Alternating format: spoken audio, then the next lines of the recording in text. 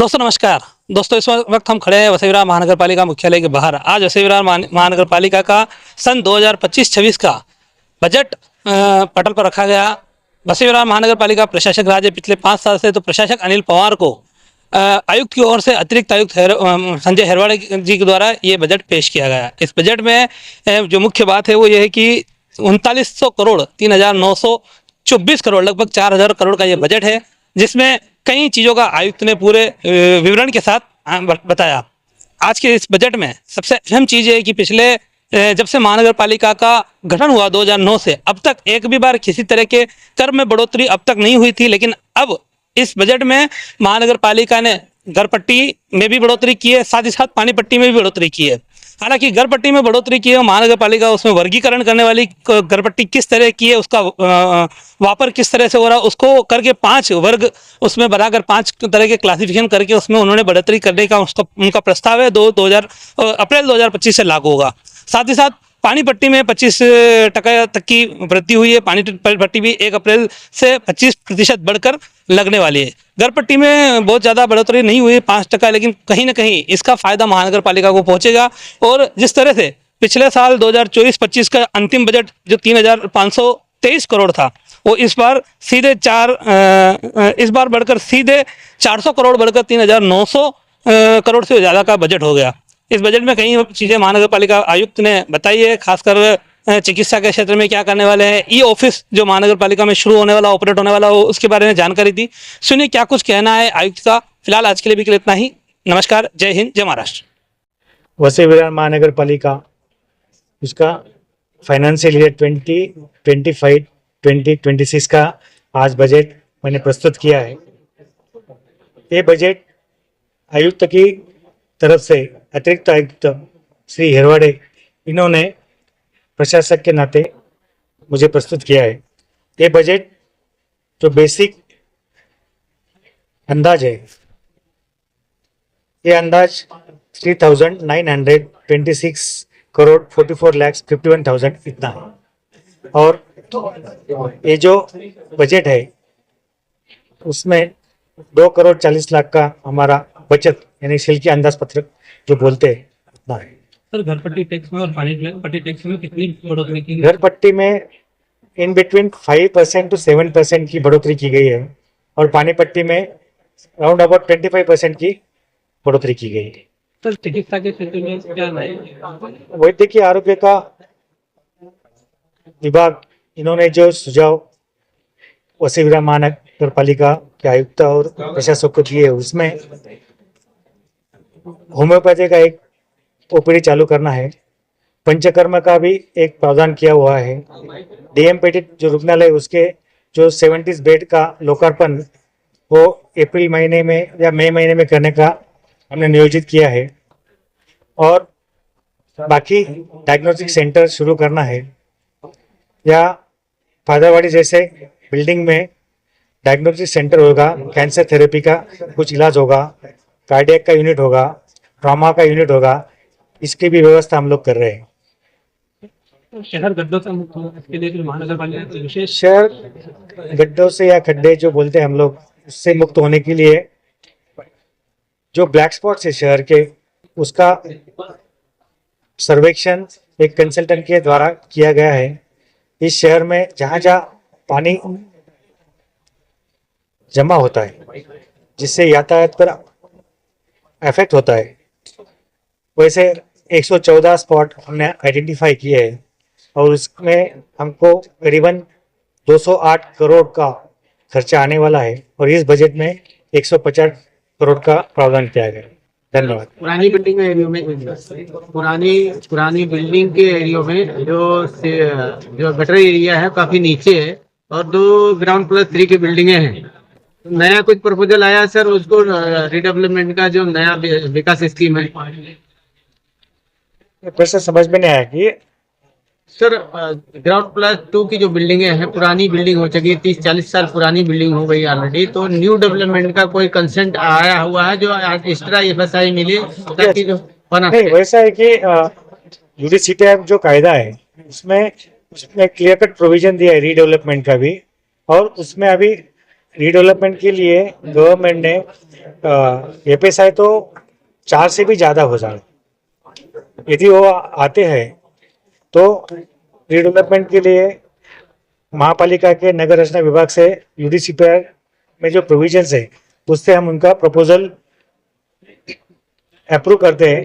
Condition उतनी है कि वहाँ पे जितने टेनेंट हैं, जो लोग रह रहे हैं, उनसे एटलीस्ट 70% लोगों की कंसेंट चाहिए और उनका डेवलपर से एग्रीमेंट वगैरह जो बातें हैं वो चाहिए और उनको एफएसआई में भी बढ़ोतरी मिलती है। जगह कंजस्टेड होने की वजह से एफएसआई नहीं मिल पाती, तो नया प्रपोजल क्या है मतलब? नहीं, नया प्रपोजल अभी यूडीसीपीआर में एफएसआई का इतना बड़ा प्रावधान किया है और रोड के विड्थ के अनुसार उसको एफएसआई दिया जाता है। सपोज 9 मीटर का रोड होगा तो उसमें क्या एफएसआई आएगा, 12 मीटर का होगा तो उसमें क्या एफएसआई आएगा, 18 मीटर का आएगा तो क्या एफएसआई आएगा, ऐसा कैलकुलेशन ही यूडीसीपीआर कायदे में दिया है। वैसे रोड विड्थ के हिसाब से उनको मिलता ही मिळता है। वसई विरार महानगरपालिकेचं 25-26 या आर्थिक वर्षाचं मूळ अंदाजपत्रक आज मला अतिरिक्त आयुक्त श्री हेरवाडे यांनी प्रशासक म्हणून मला सादर केलेला आहे। तो मूळ अर्थसंकल्प हा 3,926 कोटी 44,51,000 एवढा रुपयांचा असून 2 कोटी 40 लक्ष एवढा शिल्कीचा आमचा या आर्थिक वर्षातला अंदाजपत्रक आहे। सर या कशाची वाढ करण्यात आलेली आहे, पाणीपट्टी किती आणि करवाढ किती करण्यात आली आहे आणि कपात काय? साधारणतः 2006 पासून आणि 2009 जेव्हा महापालिका झाली कधीपासून आजपर्यंत मालमत्ता करात कुठल्याही प्रकारची वाढ करण्यात आलेली नव्हती। तसंच पाणीपट्टी मध्ये देखील कोणत्याही प्रकारची वाढ करण्यात आलेली नव्हती। महापालिका त्यांच्या स्रोतामधून जे पाणी नागरिकांना पोहोचवते तेच 1,000 लिटरला साधारणतः 11.50 रुपये आपल्याला पडतात। तर आपण नागरिकांना 7.80 रुपये एवढ्या कमी दरामध्ये देत होतो, तेवढा लॉस आपल्याला होत होता। आणि जे 170 MLD पाणी आपल्याला सूर्य प्रकल्पातून MMRDAच्या माध्यमातून उपलब्ध झालेलं आहे, त्यापैकी आपण 130 MLD आज रोजी उचलतो आहे।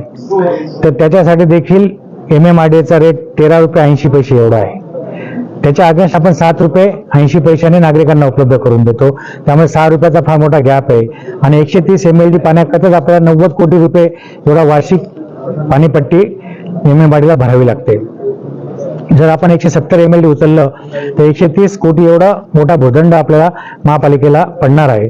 त्यामुळे साधारणतः येत्या 17 ते 18 वर्षामध्ये पाणीपट्टीमध्ये कोणत्याही प्रकारची वाढ न झाल्यामुळे आपण साधारणतः 25% आता जी पाणीपट्टी आहे तिच्यामध्ये वाढ करतो आहे ती 1 एप्रिल पासून आपण करणार आहोत। तशाच पद्धतीने मालमत्ता जो कर असेल त्याच्यामध्ये जमिनी मालमत्तेचं बांधकाम आणि वापर हे बघता 5% ते 7% एवढी वाढ आपण केलेली आहे आणि या वाढीमधून आपल्याला साधारणतः 64 कोटी रुपये एवढे प्राप्त होणार आहेत। आणि इतर पण महसूल वाढीचे आम्ही काही उत्पन्न वाढीचे विषय घेतलेले आहेत। त्यामध्ये ज्या मिळकतींना ज्या बांधकामांना बांधकाम सुरू करण्याचा परवाना दिला आहे पण त्यांनी पूर्णत्वाचा दाखला घेतला नाही त्याच्याकरता आम्ही स्वारस्याची अभिरुची पब्लिश केलेली आहे आणि साधारणतः 1787 एवढ्या मोठ्या संख्येने अशा बांधकाम आहेत की ज्यांनी बांधकाम पूर्णत्वाचा दाखला घेतला नसल्यामुळे महापालिकेचे अनेक उत्पन्न उदाहरणार्थ झालं विकास शुल्क बुडत आहे, प्रीमियमचे चार्जेस बुडत आहेत, अनंतर ऑक्युपन्सी चार्जेस बुडत आहेत, त्याचप्रमाणे कंपाऊंडिंग चार्जेस बुडत आहेत, प्रॉपर्टी टॅक्स त्यांचा बुडतो आहे, 3 पटीने आपण लावतो म्हणून अशा अनेक गोष्टी आमच्या त्या ठिकाणी महापालिकेला देय होत नाही। तर त्याच्या माध्यमातून देखील एक आम्हाला 100 कोटी आम्हाला प्राप्त होतील। त्यामुळे आम्हाला जो खर्च वाढतो आहे आमचा तो मॅचअप करण्याचा साधारणतः प्रयत्न राहणार आहे। आणि तसंच जे पाणी पुरवठ्याच्या आणि मलनिर्माणाचे प्रकल्प आम्ही हाती घेतले आहेत त्याकरता मनपाचा जो हिस्सा आहे तो थोड्याफार प्रमाणात का होईना ह्या छोट्या वाढीमधून आम्हाला काही प्राप्त होतील, जो महसूल जमा वाढेल त्याच्यामधून हा भरता येईल ही अपेक्षा या ठिकाणी ठेवलेली आहे। या ठिकाणी नागरिकांसाठी काय विशेष तुम्ही सुविधा केलेली आहे, या अर्थसंकल्पाचं काय वैशिष्ट्य आहे? या अर्थसंकल्पामध्ये आम्ही तलावांचं साधारणतः स्वच्छतेचा एक मोहीम हाती घेतोय। प्राधान्याने 9 तलाव शहरातले आम्ही नक्की केलेले आहेत. त्या तलावांचं पाणी जे असेल ते स्वच्छ करण्याचा आमचा मानस राहणार आहे. त्याचप्रमाणे MMRDA कडे महापालिकेच्या माध्यमातून जे शहरात येणारे रस्ते आहेत, मुख्य रस्ते आहेत, त्यांच्या काँक्रिटीकरणाचा विषय दिलेला होता आणि तो देखील अंतिम टप्प्यामध्ये आहे. साधारणतः 2800 कोटीपेक्षा जास्त रकमेचे ते अंदाजपत्रक आहेत. त्याच्यामध्ये रस्ता आहे, डिवायडर आहे, साईड ड्रेन सुद्धा आहेत. तर शासनाची मान्यता मिळाल्यानंतर MMRDA ते काम करणार आहे, हा एक मुद्दा होता. आणि जे अंतर्गत रस्ते आहेत त्या ठिकाणी देखील पावसाळीच्या अगोदर म्हणजे ऍक्च्युअल पाऊस सुरू होण्याच्या अगोदर ज्या प्री मान्सून शॉवर्स होतात त्यामुळे देखील फार मोठ्या प्रमाणात खड्डे होतात आणि पावसाच्या कालावधीमध्ये देखील अंतर्गत रस्त्यांवर फार मोठे खड्डे होतात असा अनुभव आहे. त्यामुळे पॅचवर्कसाठी खूप मोठा निधी खर्च केला जातो. तर यावर्षी तो निधी वारंवार प्रत्येक वर्षी कसा कमी करता येईल या दृष्टिकोनातून एजन्सी नेमून शहरातले जे ब्लॅक स्पॉट्स आहेत ते आयडेंटिफाय केले गेलेले आहेत.